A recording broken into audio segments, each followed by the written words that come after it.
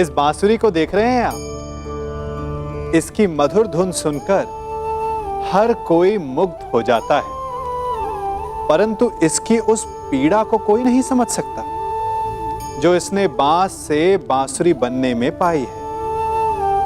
पीड़ा सहकर ही इसमें से सुर निकलते हैं जो मन को शांति देते हैं। इसी प्रकार पत्थर से प्रतिमा को देव रूप बनने में छेनी और हथौड़ी की मार सहनी पड़ती है, तभी उसकी पूजा होती है।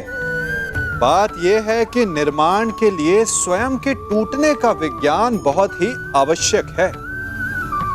जब टूटकर चूर हो जाओगे तभी नया अस्तित्व पाओगे, अर्थात शक्ति पाने से पूर्व पीड़ा का भोग करना आवश्यक है। यदि पीड़ा से भागोगे तो शक्ति नहीं पाओगे। अभी आप पर निर्भर करता है कि आपको बांस बनकर रहना है या बांसुरी, पत्थर बनकर रहना है या प्रतिमा के रूप में सजना है। यह निर्णय आपका है। पूरा भारतवर्ष एक महायुद्ध के ज्वालामुखी के मुख पर बैठा हुआ है।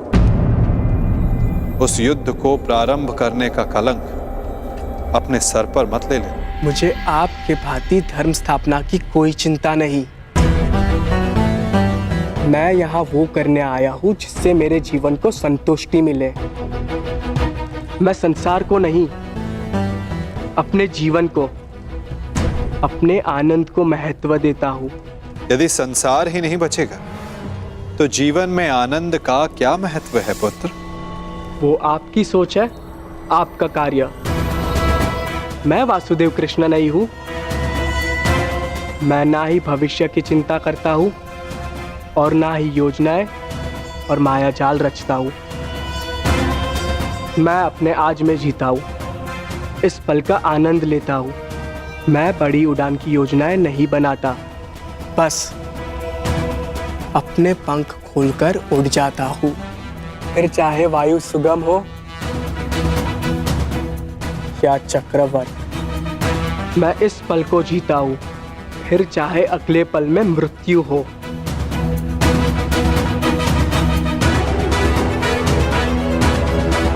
तुम नहीं समझोगे साम, उड़ने से मृत्यु नहीं होती।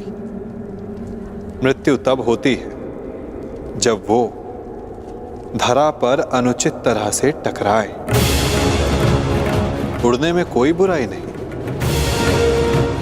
परंतु उड़ने से पूर्व धरा पर ठीक से उतरना आना चाहिए साम। चूंकि उड़ वही सकता है जिसके पांव ठीक से धरा पर टिके हो।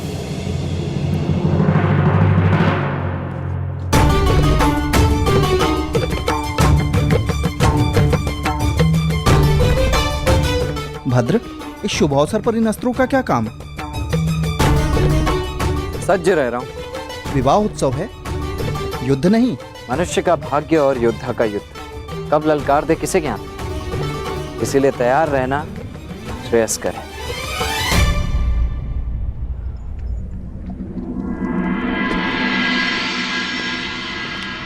मैं प्रस्तुत हूँ।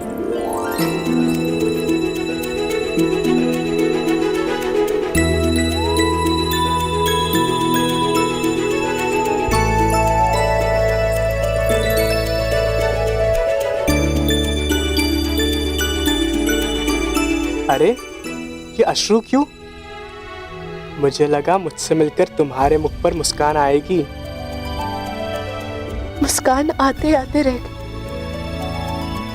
और भय से अश्रु निकलने लगे। मेरे रहते कैसा भय? अनिष्ट का भय। मुझे विश्वास ही नहीं हो रहा कि ये सब होने जा रहा है। आशा है कि आज कदाचित मेरे पिताश्री और तुम्हारे पिता के मध्य हमारी संबंध की बात हो, परंतु शुभ कार्य में अनिष्ट तो होते ही है ना। बस इसी भय से अश्रु निकल। कोई अनिष्ट नहीं आएगा लक्ष्मणा। और यदि आया तो उसे मेरे बाणों का सामना करना होगा।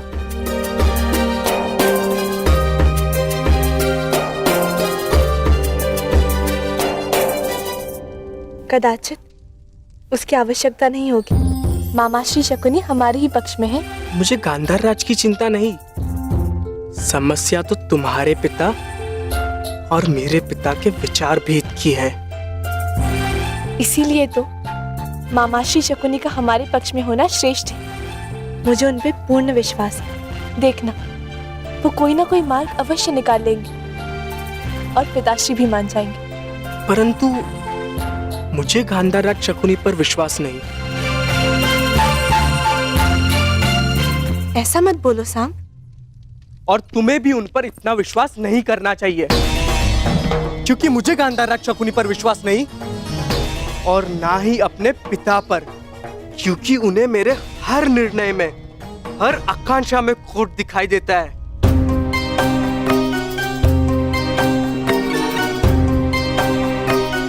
साम, तुम्हारे पिताश्री परम श्रद्धेय है, उनका सम्मान करो। अंततः उन्हीं की इच्छा पर हमारा संबंध निर्भर है। मेरा संबंध किससे होगा ये मेरी इच्छा पर निर्भर करता है लक्ष्मणा। चलो देखते हैं क्या छिपा है मेरे पिता के मन में।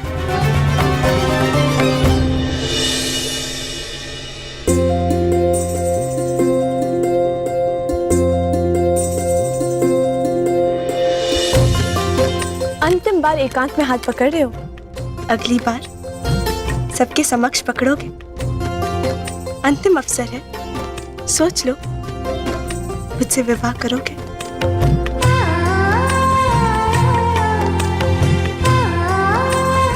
अवश्य। मेरे अतिरिक्त तुम्हारा हाथ कोई नहीं पकड़ पाएगा लक्ष्मणा।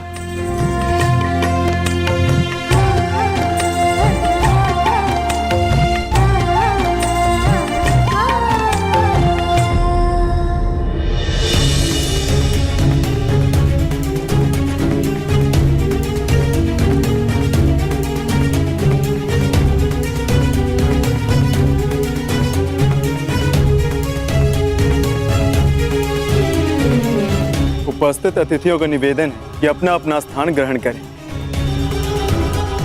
भोज का समय होने को है। क्षमा चाहता हूं आप सबसे, क्षमा।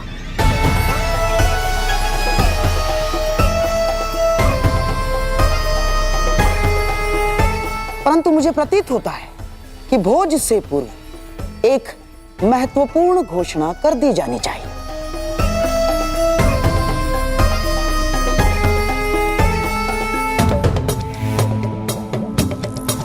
कैसी घोषणा गंधार नरेश?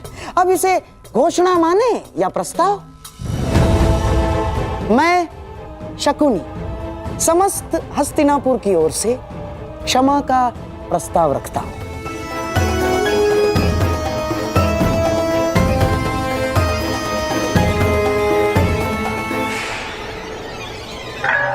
विराट राज, हमने इससे पहले भी आपका आतिथ्य भोगा है। आपने हमारा सम्मान किया, हमारा सत्कार किया, परंतु मेरे प्रिय दुर्योधन ने पांडवों की खोज में सीमाओं का उल्लंघन किया। मैं जानता हूं आपका अपमान हुआ। उसके पश्चात हमने अकारण मत्स्य पर आक्रमण किया, कोई आवश्यकता नहीं थी। हम अपने लक्ष्य को लेकर इतने उतावले हो गए थे कि नीति, संबंध, सब कुछ भुला बैठे, सब कुछ। और इसीलिए मैं शकुनी युवराज दुर्योधन की ओर से और समस्त हस्तिनापुर की ओर से आपका क्षमा प्रार्थी हूं और आपका आभार भी व्यक्त करता हूं कि आपने फिर भी हमें अपनी पुत्री के विवाह में आमंत्रित किया और हमें सम्मानित किया। आभार।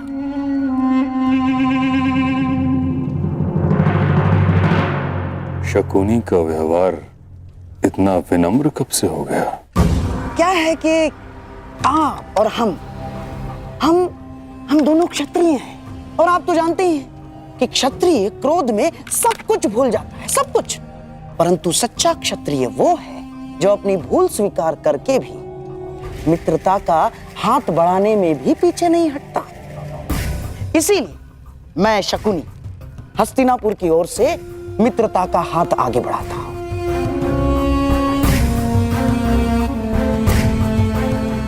और इस मित्रता को बनाए रखने के लिए एक प्रस्ताव प्रस्तुत करता हूं।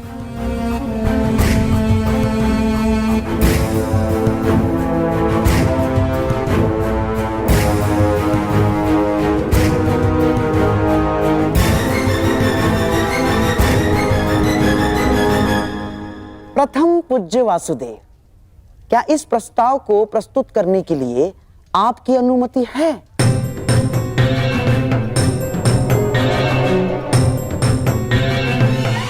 मित्रता बैर से सदैव श्रेष्ठ होती है गांधार राज। लो, अब तो स्वयं वासुदेव कृष्ण की अनुमति है। तो मैं हस्तिनापुर की राजकुमारी युवराज दुर्योधन की पुत्री लक्ष्मणा का हाथ विराट कुमार उत्तर के हाथ में देने का प्रस्ताव रखता हूं।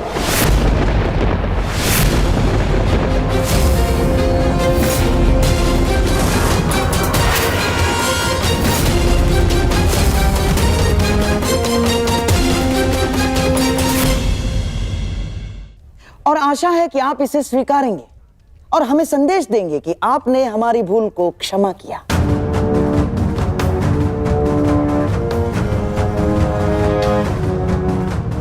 अब विराट राज के साथ साथ आपसे भी आशा है कि आप भी इस संबंध की अनुमति देंगे। महान वासुदेव।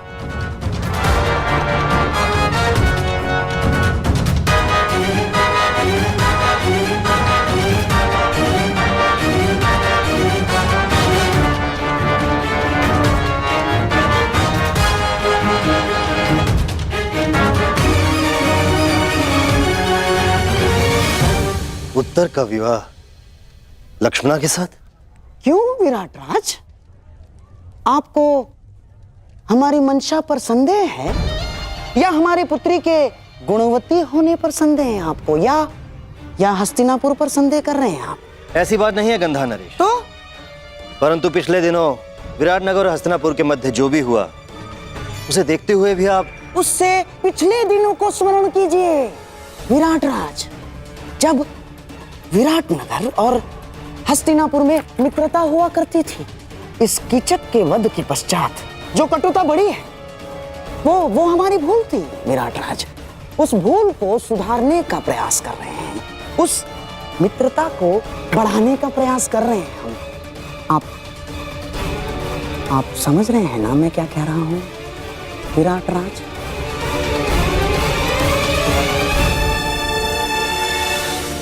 कहीं किसी और छल का प्रयास तो नहीं गंधार राज?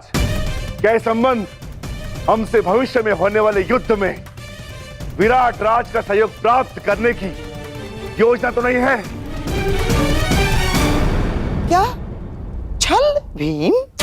कदाचित तुम्हें ज्ञात नहीं है, छल परायों के साथ किया जाता है, अपनों के साथ नहीं। तुम्हें क्या लगता है मैं तुम्हारे ज्येष्ठ भ्राता युधिष्ठिर हूं, जिसने अपने भाइयों को, सगों को चौसर के दांव पर लगा दिया?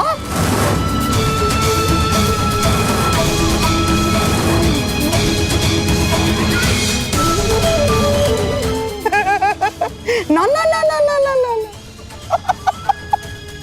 मैं लक्ष्मणा को, मेरे दुर्योधन की पुत्री को दांव पर नहीं लगाऊंगा ना।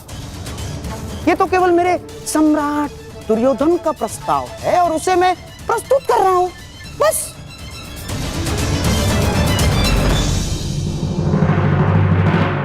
है ना दुर्योधन? मामाश्री ठीक कह रहे हैं। और भीम, ये प्रस्ताव मेरी ही ओर से है।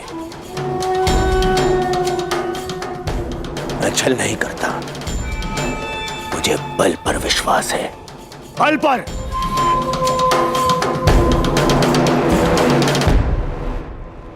और हाँ भीम, राज परिवारों में विवाह संबंध होना कोई विचित्र बात नहीं है ना।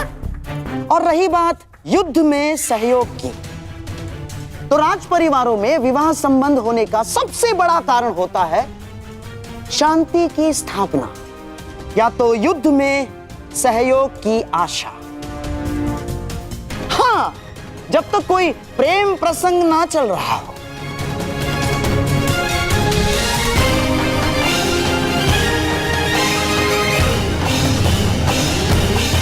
आपका क्या मत है प्रथम पूज्य वासुदेव?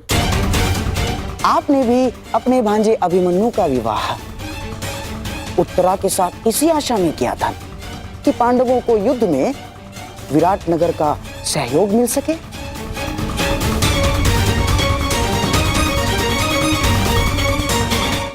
बताइए, मैं कुछ असत्य कह रहा हूं वासुदेव? और इतने महत्वपूर्ण निर्णय लेने से पूर्व की गई भविष्य गणना आपसे अधिक कौन समझ सकता है वासुदेव?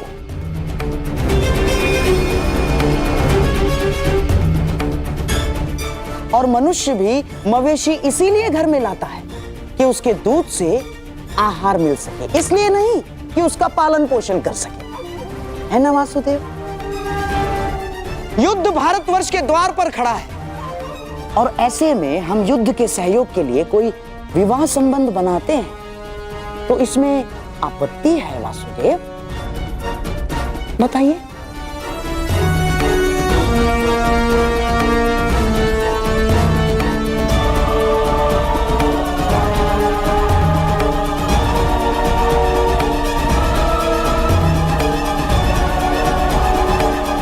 नहीं वासुदेव, इस संबंध के लिए हाँ मत कहिएगा। मैं गांधार नरेश के विचारों से पूर्णतः सहमत हूं।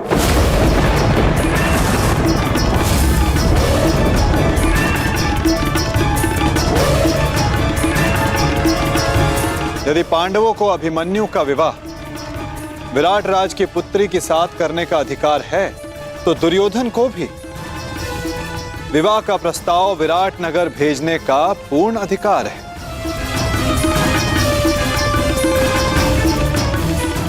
परंतु अब निर्णय विराट राज का है।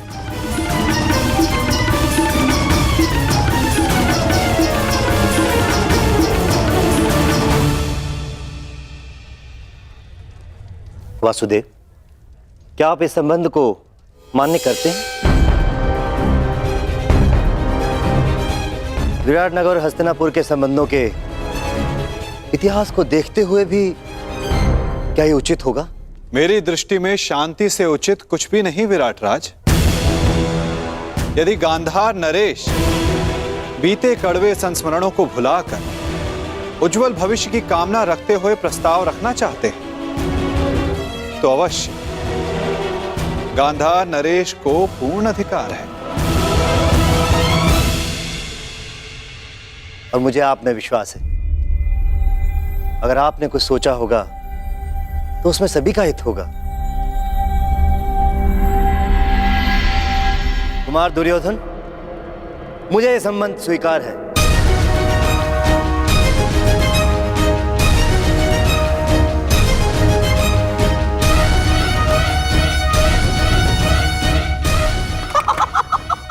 बधाई हो विराट राज। कितना शुभ दिवस है ये। जब हम यहाँ आए थे तो अतिथि बनकर आए थे और अब जब जाएंगे तो संबंधी बनकर जाएंगे। मेरा और एक प्रस्ताव है।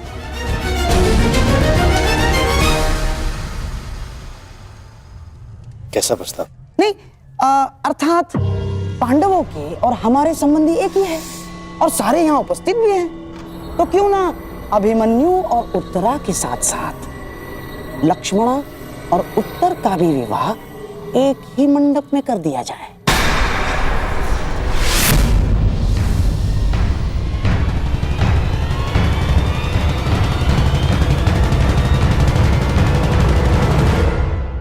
अति उत्तम विचार, स्वीकार है।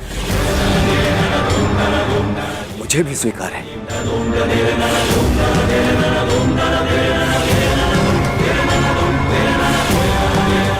और मेरा भी निवेदन है कि सारे संबंधी गले मिलकर अपने कड़वे संस्मरणों को भूल जाए और फिर भोज आरंभ हो।